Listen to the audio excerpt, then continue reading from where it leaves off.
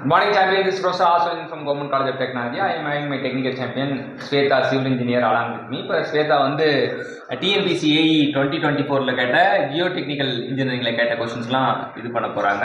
நம்ம one by ஒன்னா பார்க்கலாம். ஃபர்ஸ்ட் கொஸ்டின் என்ன கேட்டிருக்காங்க? The pile are used to protect waterfront structure against the impact from ship and other floating objects are known as. இப்போ என்னன்னா எந்த பைல் வந்து வாட்டர் ஃப்ரண்ட் ஸ்ட்ரக்சருக்கு யூஸ் ஆகுதுன்னா ஃபெண்டர் பைல் தான் யூஸ் பண்ணுறோம். ஸோ பைல் அப்படின்றத வந்து நம்ம என்ன பண்ணுறாங்க அப்படின்னா வாட்டர் ஃப்ரண்ட் ஸ்ட்ரக்சர் எதை யூஸ் பண்ணுறாங்க அப்படின்னு பார்த்தீங்கன்னா fender file. Next soil has a discharge velocity of 3 into 10 to the power minus 7 meter per second and the void ratio of 0.5. Its seepage velocity is given by.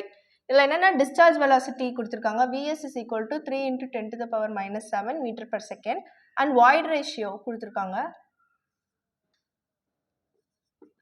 void ratio Eன்னு represent பண்ணுவோம், அது 0.5. இப்போ என்னென்னா seepage velocity என்னன்னு கேட்குறாங்க. Seepage velocity discharge வெலாசிட்டினா நம்ம வீன் தான் represent பண்ணுவோம். Seepage velocity தான் விஎஸ்ன்னு ரெப்ரசென்ட் பண்ணுவோம். அதோட ஃபார்முலா என்னென்னா வி டிவைடட் பை பொரோசிட்டி அப்படின்னு சொல்கிறோம். நம்மளுக்கு என்னென்னா இந்த பொரோசிட்டி தான் நம்மளுக்கு ஃபார்முலா இருக்குது. ஆனால் நம்ம கொடுத்துருக்கேன்னா வாய்ட் ரேஷியோ. இப்போ நம்ம ரிலேஷன் தெரியும், void ratio is equal to e plus 1 plus e. அப்போ இதை போடும்போது என்ன ஆகும்னா 0.5 டிவைடட் பை 1 ப்ளஸ் 0.5ன்னு போடும்போது நமக்கு 0.33ன்னு கிடைக்குது. இப்போ அதில் சப்ஸ்டியூட் பண்ணும்போது என்னென்னா வி வந்து 3 into 10 to the power minus 7 and porosity வந்து 0.33. இது நம்ம கால்குலேட் பண்ணும்போது என்னன்னா 9.09 மீட்டர் பர் செகண்ட்ன்றது கிடைக்கும்.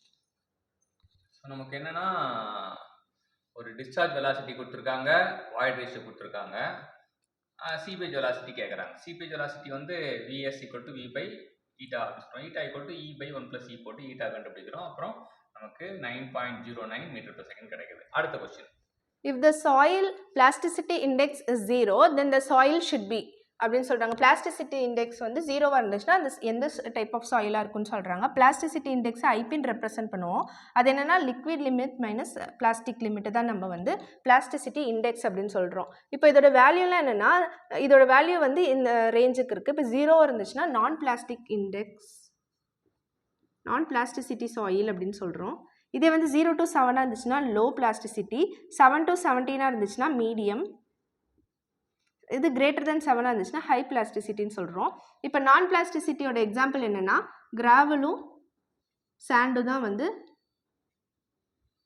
இதோட எக்ஸாம்பிள். இதே வந்து லோ பிளாஸ்டிசிட்டியோட இது வந்து என்னென்னா சில்ட்டு, மீடியம் பிளாஸ்டிசிட்டிக்கு வந்து சில்ட்டி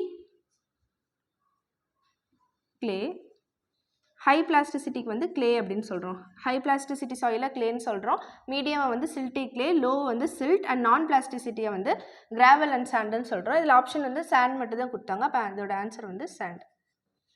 நம்ம பிளாஸ்டிசிட்டி இண்டெக்ஸ் சில வார்த்தையெல்லாம் வந்து வாழ்க்கையில் மறக்கவே கூடாது. ஸோ பிளாஸ்டிசிட்டி இண்டெக்ஸ் அப்படின்ற வார்த்தை அந்த மாதிரியான முக்கியமான வார்த்தை தான். நம்ம ஒவ்வொரு சிவில் இன்ஜினியரும் வந்து உயிர் மூச்சில் ஞாபகம் வச்சுக்க வேண்டிய விஷயம் வந்து பிளாஸ்டிசிட்டி இண்டெக்ஸ். இப்போ முக்கியமாக காம்படிட்டிவ் எக்ஸாமில் 0வை வந்தால் நம்ம மறக்கக்கூடாது. ஏன்னா எவ்வளோ இருந்தாலுமே அவன் ஏன் 0வை கேட்டான் அப்படின்னு கேட்டால், படத்துக்கு போனால் ஹீரோவை பார்க்கணும், காம்படிட்டிவ் எக்ஸாம் இருந்தால் 0வை பார்க்கணுன்னா 0 கேட்டிருக்கான். 0னா என்ன? இப்போ டிஃப்ரெண்ட் வேரியபிள்ஸ் இருக்குது. பிளாஸ்டிசிட்டி இண்டெக்ஸ் 0வாக இருந்தால் அது என்ன சாயில்? நான் பிளாஸ்டிசிட்டி சாயில். 0லேருந்து 7 வந்து நம்ம மறக்க முடியாத நம்பர். ஏன் 7 மறக்க முடியாத நம்பர்னா வாரத்தில் எத்தனை நாள்? 7 நாள். அப்போ பிளாஸ்டிசிட்டி இண்டெக்ஸு ஸோ 0 to 7 வந்து லோ பிளாஸ்டிசிட்டி சாயில். அப்புறம் 7லேருந்து 17, நமக்கு எப்பவுமே வந்து 7லேருந்து 17 நம்ம என்ன பண்ணுறோம்னா 10 கூட்டியிருக்கோம், அவ்வளோதான். ஸோ 10 கூட்டியிருக்கோம் 7லேருந்து 17 அப்படின்றது. அப்போ medium soil, medium plasticity soil. அப்போ 17க்கு மேலே, அதுக்கும் மேலே அப்படின்னு கேட்டாங்கன்னா அது ஹை பிளாஸ்டிசிட்டி சாயில். ஸோ நான் பிளாஸ்டிசிட்டி சாயிலுக்கு கிராவல் அண்ட் சாண்ட் வந்து எக்ஸாம்பிள், லோ பிளாஸ்டிசிட்டி சாயிலுக்கு வந்து சில்ட் வந்து ஒரு எக்ஸாம்பிள், மீடியம் பிளாஸ்டிசிட்டி சாயிலுக்கு வந்து சில்ட்டும் silty clay example, high plastic soil வந்து கிளே, அதுதான் வந்து எக்ஸாம்பிள் அப்படின்னு தெரிஞ்சுக்கலாம். ஸோ இந்த கொஸ்டின்ல ஆப்ஷன் என்ன கேட்டிருந்தாங்கன்னா சாண்ட் மட்டும் தான் இருக்குது, கிராவல் இல்லை. அதனால நம்ம என்ன பண்றோம், சாண்டை லாக் பண்றோம்.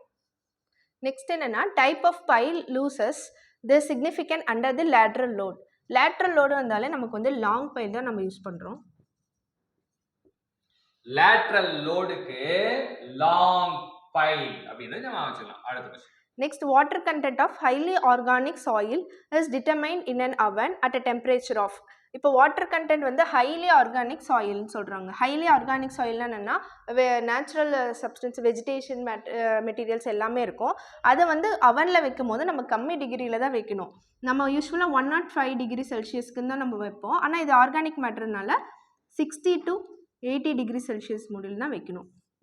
சூப்பரா சொல்லியிருக்காங்க. Water content of highly organic soil is determined in an oven at a temperature. இது கம்மியாக தான் வைக்கணுன்றாங்க. வழக்கமாக 105 டிகிரி செல்சியஸ் இருக்கணும். ஆனால் இது வந்து ஹைலி ஆர்கானிக் சாயிலாக இருக்கனால நம்ம கம்மியாக தான் வைக்கணும் அப்படின்னு சொல்லிட்டு நம்ம சிவில் இன்ஜினியர் சொல்கிறாங்க. அது நம்புவோம். 60 80ன்னு சொல்லிட்டு நம்ம தெரிஞ்சுப்போம். அடுத்த கான்செப்ட் பார்ப்போம். அடுத்த கொஸ்டின் என்னன்னா, sample of clayey soil of natural moisture content is 32%, has a liquid limit of 42% and plastic limit of 22%. The liquidity index அப்படின்னு கேட்குறாங்க. liquidity index ஃபார்முலா என்னன்னா IL is equal to W minus WP divided by WL divided by minus WP அப்படின்னு சொல்கிறோம். W என்னன்னா water content, WP என்னன்னா plastic limit, WL என்னன்னா liquid limit, WP வந்து plastic limit. இப்போ இதெல்லாம் சப்ஸ்டியூட் பண்ணுறோம். இப்போ நேச்சுரல் மாய்ஸ்சர் கண்டென்ட்டை வந்து நம்ம டபிள்யூன்னு மென்ஷன் பண்ணுவோம். அது 32%. லிக்விட் லிமிட் வந்து WL 42% அண்ட் பிளாஸ்டிக் லிமிட் வந்து 22%. இது அப்படியே இதில் சப்ஸ்டியூட் பண்ணுறது தான். இப்போ 32 minus 22 divided by 42 minus 22 போடும்போது 10/20ன்னு கிடைக்குது. அப்போ வந்து நமக்கு என்னென்னா 0.5.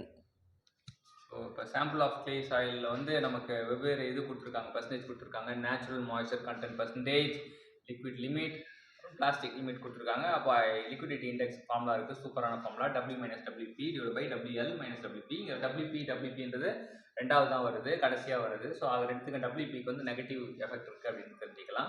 மற்றபடி மேலே முழுசாக இருக்கிறது வந்து நம்ம நேச்சுரல் மாய்ஸ்சர் கண்டென்ட் மேலே போடுறோம், லிக்விட் லிமிட் வந்து கீழே போடுறோம். அப்போ போட்டோம்னா நமக்கு வந்து கிடைக்கிறது 0.5 கிடைக்குது. இதே பர்சன்டேஜில் வந்து 50% அப்படின்னு சொல்லி. ஸோ பர்சன்டேஜ்னு கேட்டாங்கன்னா அது 50%, ஆப்ஷனில் பர்சன்டேஜ் கொடுத்தா 50%, டெசிமலில் கேட்டாங்கன்னா 0.5 அப்படின்னு தெரிஞ்சுக்கலாம். அடுத்தது the ferritic line in the homogeneous dam is, அது எப்படி எந்த ஷேப்பில் இருக்குன்னா பேரபோலிக்காக இருக்கும். ஸோ ஹோமோஜினியஸ் டேமு அப்போ வந்து phreatic line parabolic, phreatic line parabolic, பிபி பே பே, அப்போ பெரிட்டிக் லைன் பேரபோலிக் அப்படின்னு சொல்லிட்டு ஈஸியாக ஞாபகம் வச்சுக்கலாம். In the design of a toe slab of retaining wall, the force considers are, என்னென்ன ஃபோர்ஸ் கன்சிடர் ஆகுனா weight of soil retained. இது டோ ஃப்ளோ ஸ்லாப் வந்து எப்படி இருக்கும்னா, so toe slab of retaining வால்ல என்ன ஃபோர்ஸை கன்சிடர் பண்ணுவாங்க அப்படின்னா weight of the soil retained. soil retained.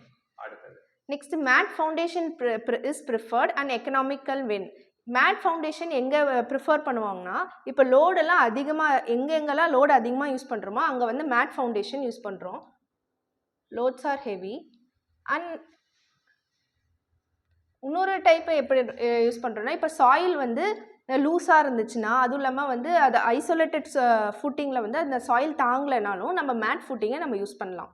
So mat foundation வந்து லோடாக ஹெவியாக இருந்தால் நம்ம அதை யூஸ் பண்ணலாம் அப்படின்னு சொல்லியிருக்காங்க. அது ப்ரிப்பேர்ட் அண்ட் எக்கனாமிக்னு சொல்கிறாங்க. அடுத்த concept value of modulus of elasticity of soil used in the intermediate settlement can be found out using the modulus of elasticity of soil வந்து எந்த டெஸ்ட் மூலிமா ஃபைண்ட் பண்ணனா ட்ரையாக்சியல் டெஸ்ட்.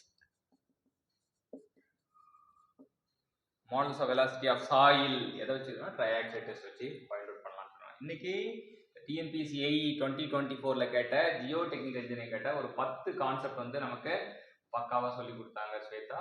பக்காவாக சொல்லி கொடுத்த ஸ்வேதாக்கு நம்ம கண்டிப்பாக தேங்க்யூ சொல்லலாம்.